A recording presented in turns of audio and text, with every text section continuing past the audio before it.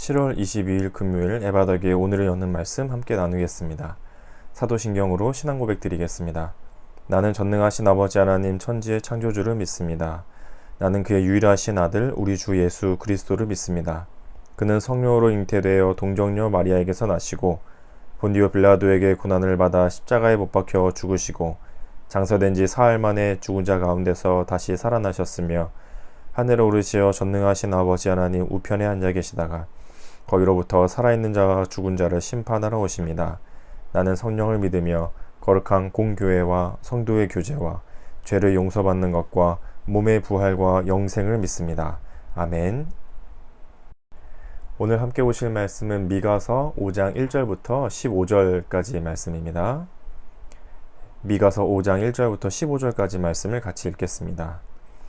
딸 군대여 너는 때를 모을지어다. 그들이 우리를 애워쌌으니 막대기로 이스라엘 재판자의 뺨을 치리로다.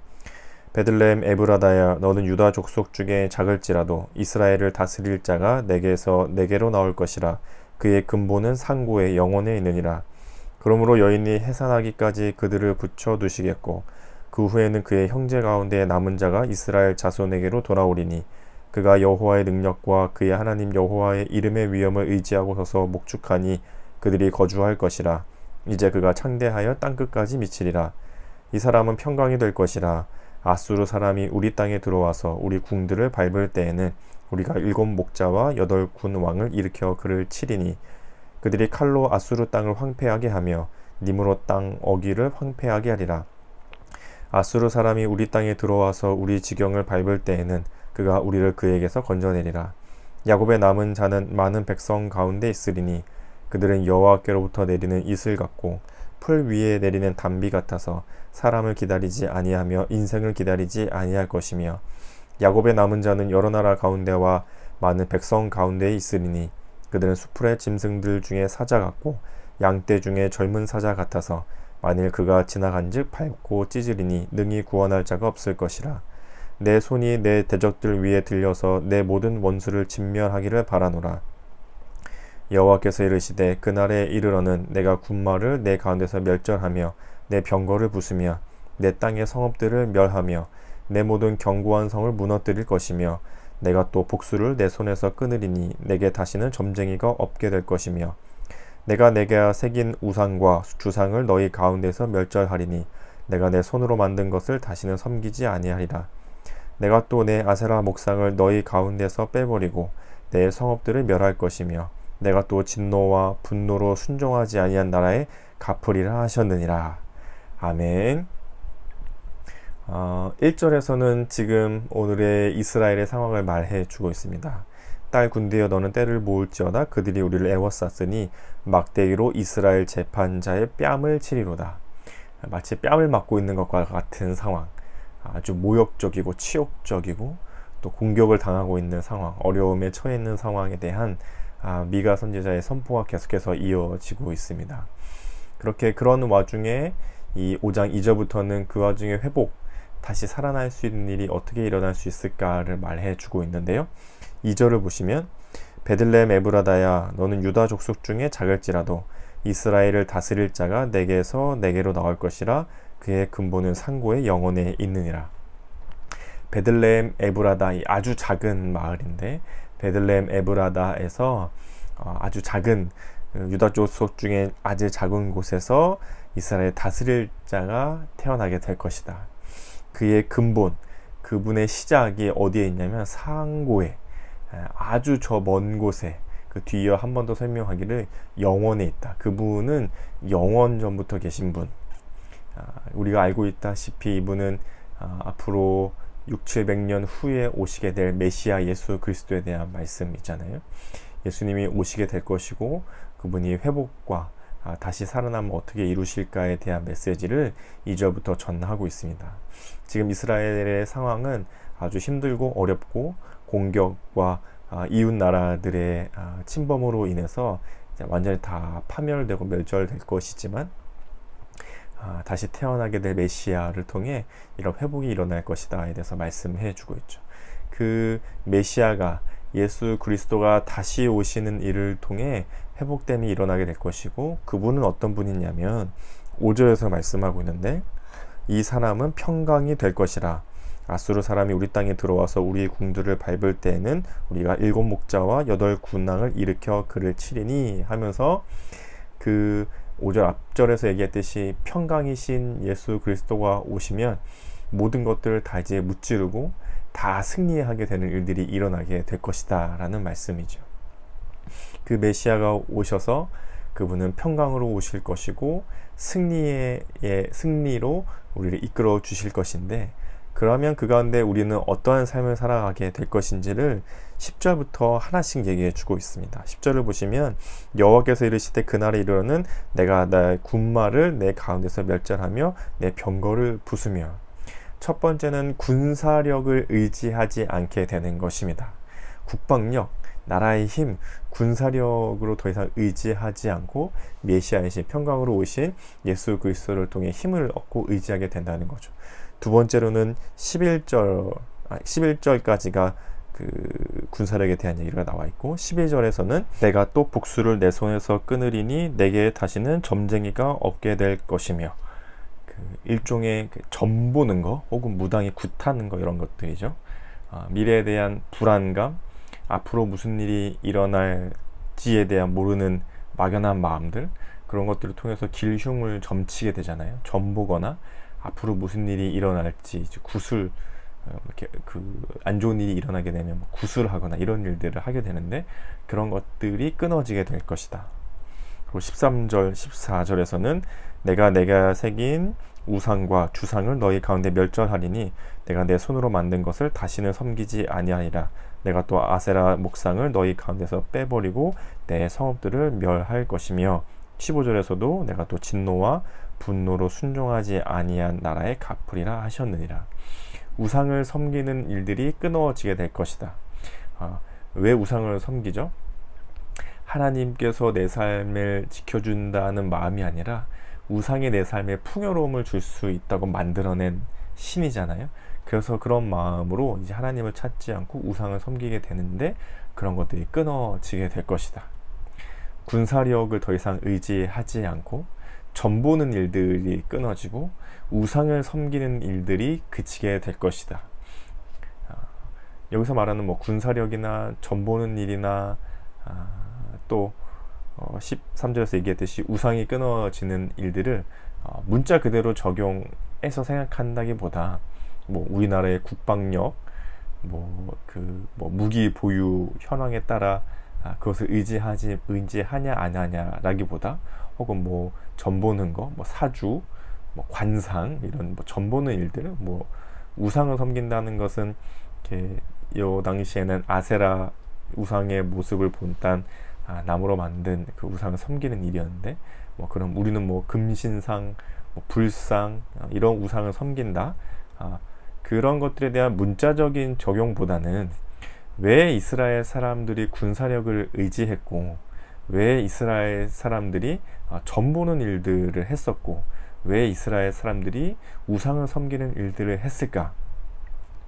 하나님께서 그들의 삶에 구체적이고 실제적인 도움을 줄 수 없는, 그래서 그들이 전쟁에서 승리해야 하고, 또는 주변의 나라들이 쳐들어올 때에 그것을 막아줄 수 있는 군사력이 필요하고, 그러니까 앞으로 불안하고 어떤 일이 벌어질지 모르니까 말해주지 않는 하나님, 물어도 대답 없는 하나님이 아니라, 하나님이 삶을 인도하신다기보다 자신들의 주술의 방법을 써서 앞으로 무슨 일이 일어날지 미리 알고 대비를 하든 생각을 해보든 어떻게 해야 할지 고민을 하든 자기들의 노력으로 해보려고 하는 노력이라든지, 그리고 농경시대니까 먹고 살아야 되는 문제가 하나님의 도움으로 이루어지는 일이 아니라 우상을 통해, 우리가 우상을 섬기는 일을 통해 그 우상신이 나의 삶을 풍요롭게 해줄 거라는 믿음들 때문에 군사력을 의지하고 주술로 점을 치고 우상을 섬기는 일들을 했던 거죠.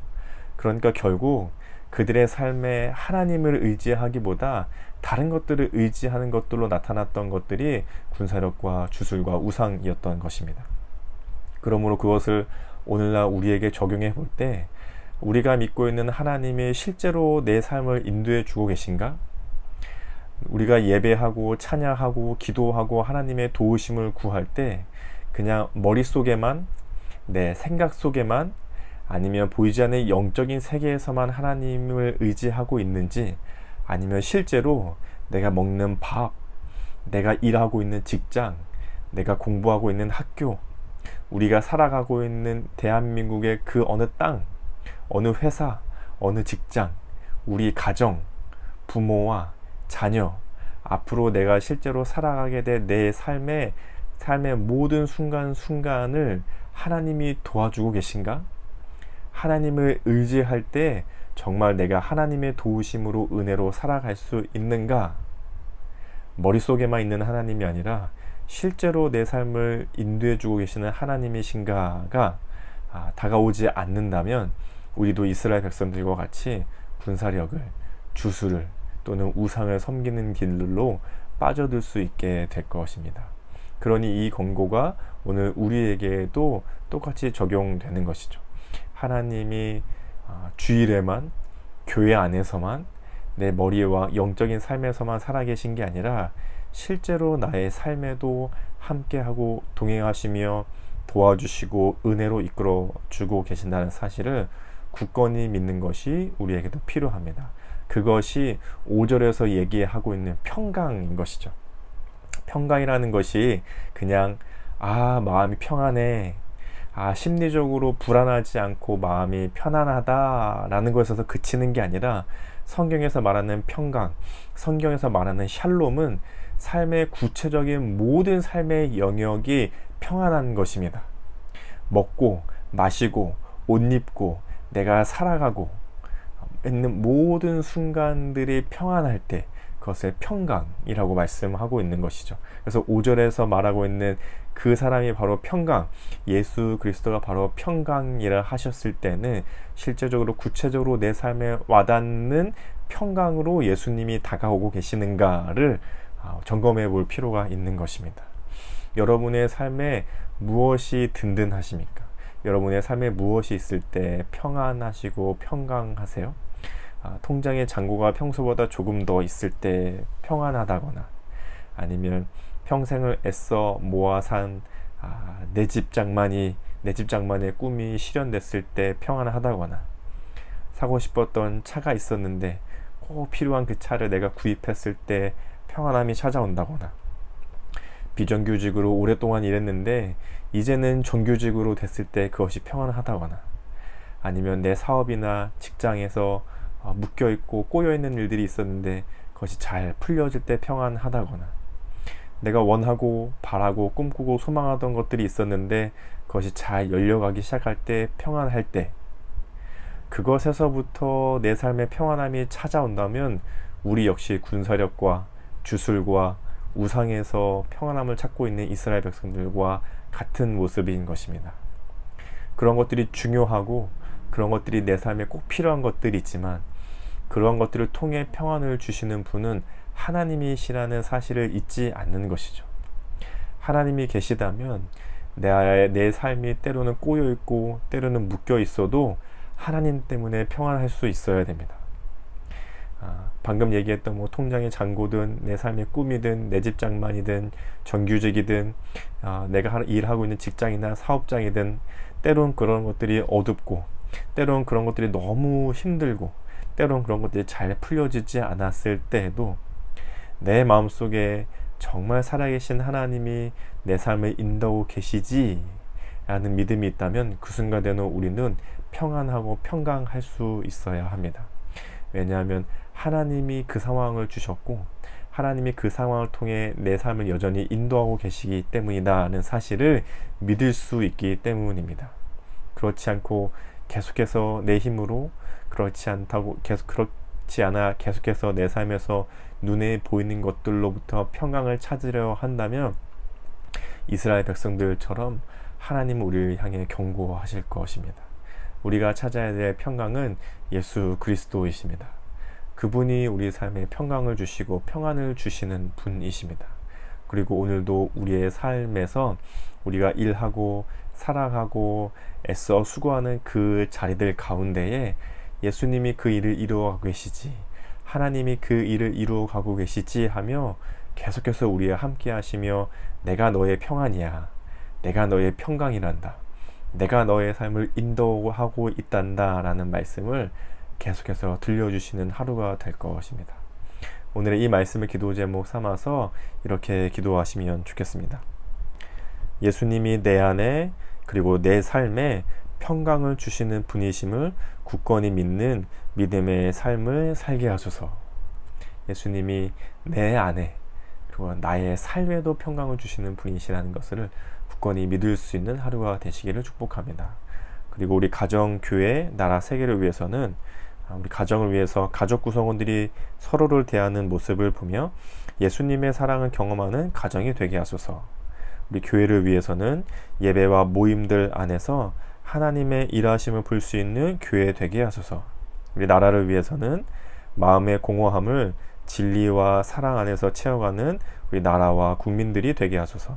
우리 세계를 위해서는 예수님의 평강이 어느 나라 어느 누구에게 임하는 은혜가 있게 하소서라는 기도 제목으로 함께 기도하시면 좋겠습니다. 그리고 오늘 우리 공동체의 기도 제목으로는 김수경 목사님을 위해서 함께 기도하시면 좋겠습니다. 김수경 목사님 위해서는 개인의 기도 제목으로는 하나님을 더 알기를 닮기를 원합니다. 하나님의 말씀을 삶으로 살아낼 수 있도록 맡겨진 사역들을 잘 감당할 수 있는 지혜와 사랑의 마음을 주세요.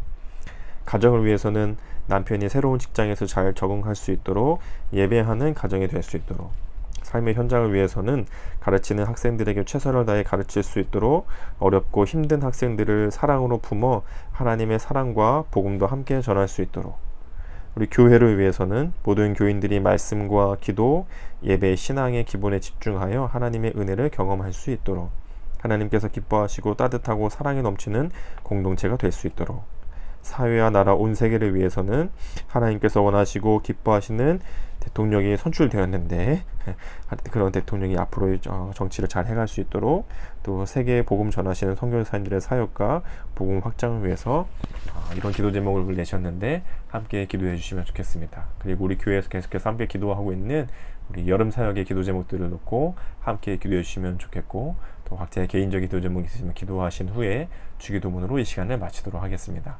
함께 기도하시겠습니다.